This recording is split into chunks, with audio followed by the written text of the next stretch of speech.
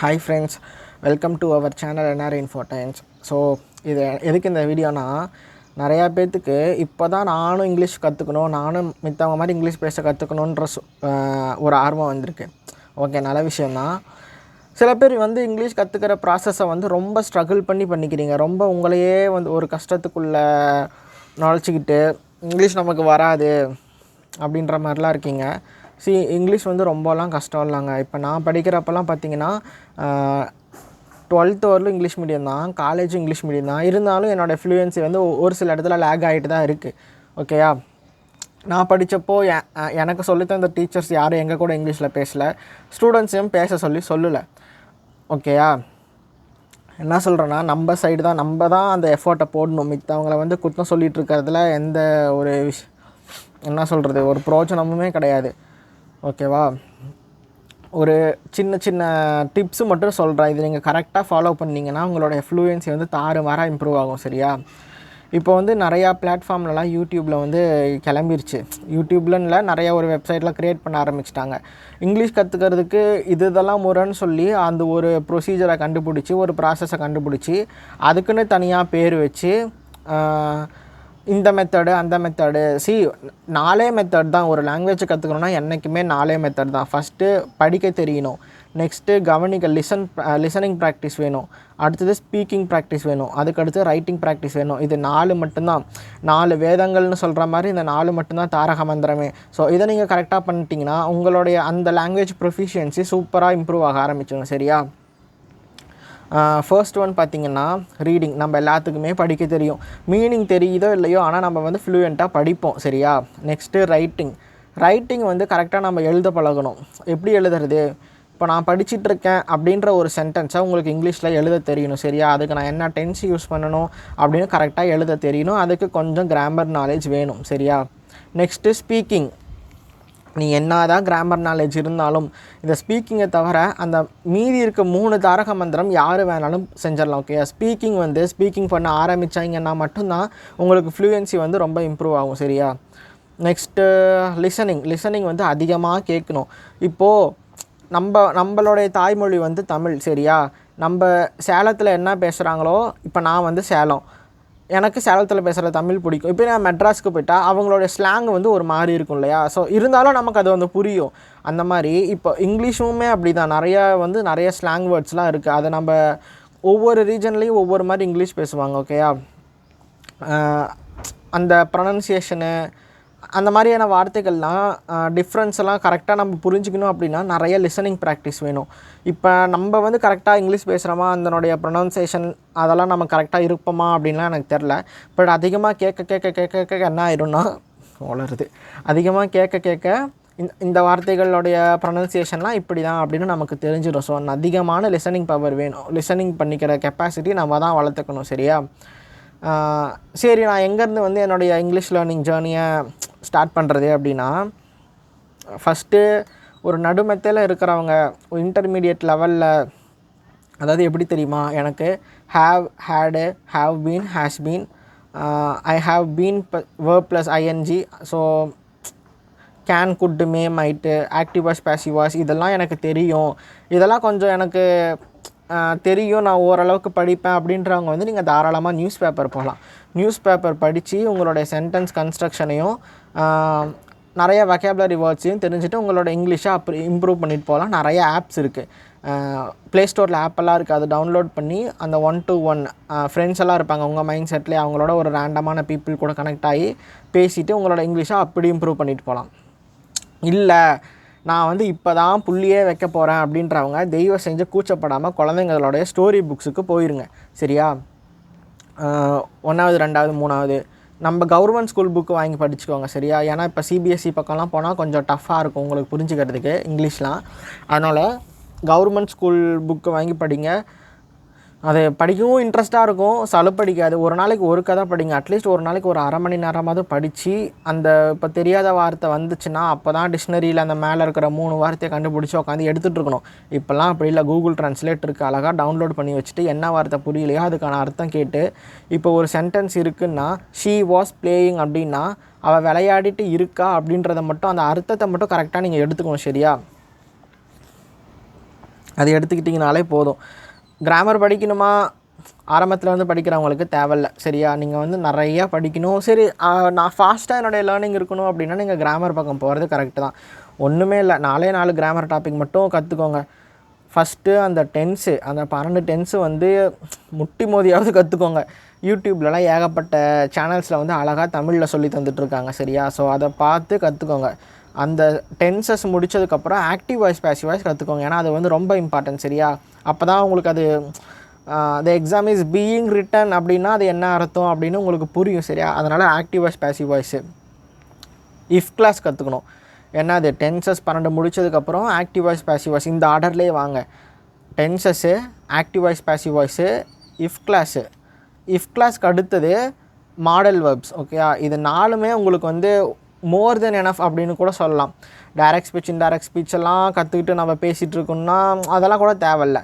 In case நீங்கள் வந்து ஒரு ஃப்யூச்சரில் ஒரு காம்படிட்டிவ் எக்ஸாம் எழுத போகிறீங்க, அங்கே வந்து இங்கிலீஷ் வந்து ஒரு மேஜர் ரோலை ப்ளே பண்ணுது அப்படின்னா you should cover all the grammar topics. ஓகேயா, மித்தவங்களுக்கு சொல்கிறேன், நான் பேசினா போதும். இப்போ நான் ஒரு கம்பெனியில் ஜாயின் பண்ணியிருக்கேன், அந்த கம்பெனியில் வந்து உன்னோட இங்கிலீஷை டெவலப் பண்ண சொல்லி என்ன சொல்கிறாங்க அப்படின்ற போது இந்த மாதிரி விஷயங்கள் பண்ணுங்கள். அதிகமாக லிசன் பண்ணுங்கள், அதிகமாக வாசிங்க. என்றைக்குமே வாசிக்க தான் அதனுடைய வேர்ட்ஸ் எல்லாமே ஃபஸ்ட் நாள் ஒரு 10 வேர்டு கற்றுக்குறோன்னா ஒரு வாரம் கழித்து அந்த வேர்டு மறுபடியும் ரிப்பீட் ஆகும். சரியா, ஆட்டோமேட்டிக்காக உங்கள் மைண்ட்குள்ளே அந்த வேர்ட்ஸ் எல்லாமே நுழைய ஆரம்பிக்கும். ஸோ அப்படி கற்றுக்கோங்க. இங்கிலீஷ் வந்து கிராமர் படித்து கஷ்டப்பட்டு அந்த மூவிஸ் பக்கம்லாம் போய் கற்றுக்காதீங்க. ஏன்னா அது ரொம்ப இடியம்ஸ் யூஸ், அதாவது பிகினர் லெவலில் இருக்கிறவங்களுக்கு நான் சொல்கிறேன்.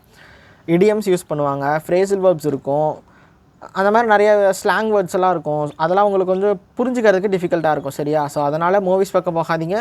ஸ்டோரி புக்ஸை வாங்கி படிங்க. 1வது 2வது 3வது, இன்னும் கொஞ்சம் நல்லா வேணும்னா 4வது 5வது. 10th 11th 12th வேணாம். ஏன்னா அது கொஞ்சம் இங்கிலீஷ் வந்து கொஞ்சம் டஃப்பாக தான் இருக்கும். அதனால் ஸ்டோரி புக்ஸு, கதை புக்கு, ஏகப்பட்ட வொக்காபுலரி அப்படியே லட்சக்கணக்கில் கொட்டி கிடக்கும். குழந்தைங்களுடைய ஸ்டோரி புக்ஸ் எல்லாம் நம்ம வீட்டில் யூஸ் பண்ணக்கூடிய சின்ன சின்ன பொருளுக்கு கதைகளை பேஸ் பண்ணி போது அவங்க ஒரு ஃபேமிலி ஸ்டோரி, ஒரு அந்த மாதிரி ஃபன்னியான விஷயம் தானே எடுத்துகிட்டு போவாங்க. ஸோ அந்த மாதிரியான வொக்காபுலரிஸ்லாம் இருக்கும். இதே நியூஸ் பேப்பர்லாம் நீங்கள் போயிட்டீங்கன்னா எல்லாமே கிட்டத்தட்ட 1 வேர்ட் சப்ஸ்டிடியூஷன் தான் ஏகப்பட்டதாக இருக்கும். ஒரு சென்டென்ஸில் சொல்கிற விஷயத்த அந்த ஒரு வார்த்தையில் வச்சுட்டு முடிச்சுட்டு போயிடுவாங்க. அந்த மாதிரி இருக்கும் வார்த்தைகள்லாம். ஸோ ரொம்ப சிம்பிளிஃபை பண்ணி இங்கிலீஷ் வந்து இப்போ படிக்க வேணாம், கொஞ்சம் எலாபரேட்டாகவே இதுலேருந்தே கிட்ஸ் ஸ்டோரிஸ்லேருந்தே போய் படிச்சுக்கோங்க. சரியா, அது வந்து ரொம்ப, ஏன்னா நான் வந்து அப்படி தான் இம்ப்ரூவ் பண்ணிக்கிட்டேன். எனக்கு இங்கிலீஷ் மீடியம்ன்றதுனால எனக்கு ரொம்ப கஷ்டப்படலை நான். ஸோ நியூஸ் பேப்பர் தான் இப்போயும் நான் படிச்சுட்ருக்கேன். நியூஸ் பேப்பர் படித்து நான் என்னோடய இங்கிலீஷை டெவலப் பண்ணிகிட்ருக்கேன். அப்புறம் அந்த ஆப்பு 1 to 1 ரேண்டமாக கனெக்ட் ஆகிற பீப்புள் கூட பேசி பழகிக்குவாங்க. சரியா, அதுதான் சொல்லணும்னு நினச்சேன். கற்றுக்க முடியாதுன்னா இல்லை, அதிகமாக வாசிங்க. தெரியாத வார்த்தையை நோட் பண்ணி வச்சுக்கோங்க, அதனுடைய அர்த்தத்தை புரிஞ்சு வச்சுக்கோங்க. புரிஞ்சு வச்சுட்டு நீங்களாகவே ஒரு சென்டென்ஸை ஏற்படுத்தி பாருங்கள். அதெல்லாம் ரொம்ப இம்பார்ட்டன்ட். தேவையில்லாமல் நான் ஏன் சொல்கிறேன்னா, நிறைய பேர் ஒவ்வொரு பிளாட்ஃபார்மை செலக்ட் பண்ணி ஃபஸ்ட்டு உங்களை நம்புங்க. நீங்கள் எவ்வளோ எஃபோர்ட், நீங்கள் வந்து என்ன தான் 1999 999 கொட்டினாலும் நீங்கள் எவ்வளோ எஃபர்ட் போடுறீங்கன்றதை பொறுத்து தான் உங்களோட இங்கிலீஷ் டெவலப் ஆகும். சரியா, நிறையா பிளாட்ஃபார்ம் வந்துருச்சு. ஸோ ஒரு லாங்குவேஜ் கற்றுக்க காசு கொடுத்து நான் படிக்கணுமா அப்படின்றது தேவையில்ல. சரியா, உங்களோட எஃபர்ட்னாலேயே அந்த லாங்குவேஜை கற்றுக்கலாம். ஆப்பில் புதுசாக யூடியூப்லலாம் தேடி பாருங்கள், ஆப் இருக்குது. அதை டவுன்லோட் பண்ணி வச்சுட்டு சர்ச் கொடுத்தோம்னா ஒரு பீப்புளில் ரேண்டமாக நம்ம கனெக்ட் ஆகும். ஸோ கனெக்ட் ஆனதுக்கப்புறம் அவங்கக்கிட்ட வந்து நம்மளுடைய செல்ஃப் இன்ட்ரோ அந்த மாதிரிலாம் சொல்லுவாங்க. அவங்களும் கரெக்ட் பண்ணுவாங்க, நீங்களும் அவங்கள கரெக்ட் பண்ணலாம். ஸோ அந்த மாதிரி ரொம்ப ஜாலியாக லேர்ன் பண்ணிக்கலாம். கஷ்டம்லாம் இல்லை. என்ன, உங்களுக்கு போட்டு பேசுகிறதுக்கு அந்த வார்த்தைகள் வேணும்.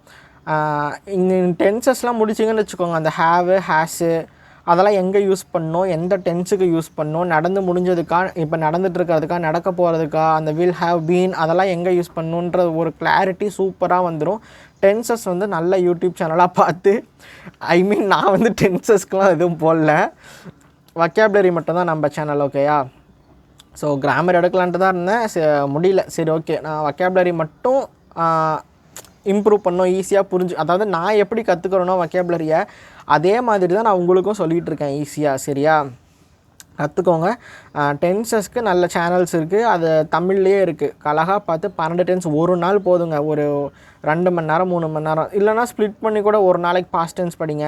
கொஞ்சம் ப்ராக்டிஸ் பண்ணுங்கள். சொல்லி சொல்லி பார்க்கணும். ப்ராக்டிஸ் பண்ணுறதுனா என்ன, சும்மா எழுதிட்டு இருக்கிறது இல்லை. ப்ராக்டிஸ் பண்ணி நீங்களே ஒரு சென்டென்ஸ் உங்கள் மனசுக்குள்ளேயே சொல்லுங்கள். அதிகமாக வாசிங்க. அந்த மசில் மெமரி நம்ம நாக்கில் அது வரணும். அப்போ தான் அந்த வார்த்தைகளுடைய சவுண்டுக்கு தகுந்த மாதிரி நம்மளுடைய நாக்கு வந்து பெறலும். சரியா? அதுதான் இப்போ நமக்கெல்லாம் பார்த்திங்கன்னா தமிழ் லாங்குவேஜ்லாம் நமக்கு அந்த சிறப்பு லா, அதுதான் அந்த சிறப்பே. தமிழில் ஒரு லா சொல்கிறோம் இல்லையா, தமிழுக்கு வருது இல்லை அந்த லா, அது இருக்கிறதுனால நிறைய டங் ட்விஸ்டர்ஸை நம்ம வந்து சூப்பராகவே சொல்ல முடியும். தமிழ் தாய்மொழியாக இருக்கிறவங்க வந்து சீக்கிரமாக ஒரு லாங்குவேஜை சீக்கிரமாக கற்றுக்கலாம். அதுதான் அந்த சிறப்பே தமிழில். சரியா? என்னதான் இருந்தாலும் தாய்மொழியை விட்டு கொடுக்கக்கூடாது. கற்றுக்கோங்க, ஈஸியாக வந்துடும் எல்லாத்துக்கும். நிறையா வாசிக்கணும். வாசிக்க தான் என்ன சொல்கிறாங்க, சித்திரமும் கைப்பழக்கம் செந்தமிழும் நாப்பழக்கமா, அது மாதிரி வாசிக்க தான் எல்லாமே வரும். நான் இப்போது வாசித்து தான் கற்றுட்ருக்கேன். வாசிக்கிறதுனா மோளத்தை எடுத்து இல்லைங்க, நிறைய நியூஸ் பேப்பரை வாசிங்க. சரியா? நியூஸ் பேப்பரு தெரியாதவங்க கிட்ஸுக்கு போக, என்னடா இவன் உக்காந்து 12வது முடிச்சிட்டான், காலேஜும் முடிச்சிட்டான், வேலையும் செஞ்சிட்ருக்கான், இப்போ உட்காந்து போய் குழந்தைங்க புக்கு வாங்கி படிச்சுட்டு, தயவு செய்து கூச்சமே படாதீங்க. 4 பேர் 4 விதமாக பேசினாலும் உங்களுடைய நிலைமை உங்களுக்கு தான் தெரியும். நீங்கள் தான் அதுக்கான எஃபோர்ட் எடுத்து அந்த லேர்னிங் ப்ராசஸை இன்னும் துரிதப்படுத்திக்கணும். சரியா? ஓகே, பாய்.